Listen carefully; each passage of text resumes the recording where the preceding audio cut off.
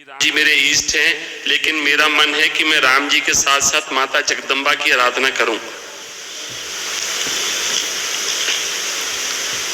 इसमें कोई निषेध नहीं। राम जी की उपासना में तो कोई निषेध है नहीं। जानकी जी जब राम जी का वर्ण करने जा रहे हैं तो जगदम्बा की तो उपासना करती और वो आशीर्वाद देती, मनुजा ही राज्यो मिली सोवर सहज सुंदर सावरो। तो और जब गोपी जन सावरे श्याम सुंदर को प्राप्त करना चाहती तो कात्यायनी की उपासना करें, इसमें कोई निषेध तो है नहीं। क्यों, क्या संशय? किनकी? हाँ तो अम्मा है, पुकारो अम्मा अम्मा आ जाए।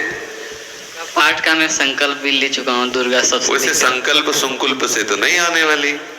बच्चा जब रो के पुकारता माँ तेरे बिना मैं रह नहीं सकता तो आ जाते।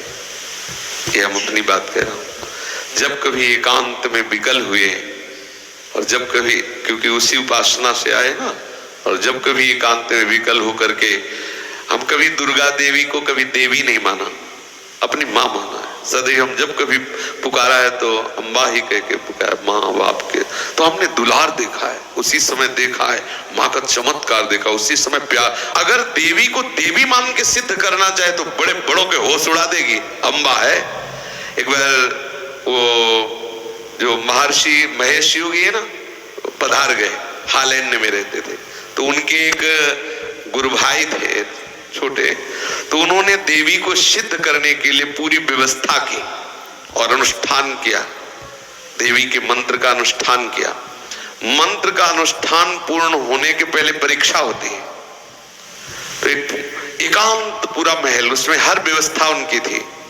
जे ही उनकी मंत्र की सिद्धावस्था की तरफ पदार्पण हुआ तो देखा एक मक्खी आई ऐसे। एक देवी का नाम भ्रामरी है और ऐसे, तो एकदम दृष्टि बदली। जब मक्खी की तरफ दृष्टि गई तो देखा एक नव किशोरी सुंदरी मुस्कुरा रही। बस विचलित हो गया, अंदर वो भाव नहीं रह गया माँ का। पागल हो गए, दिमाग खराब हो गया।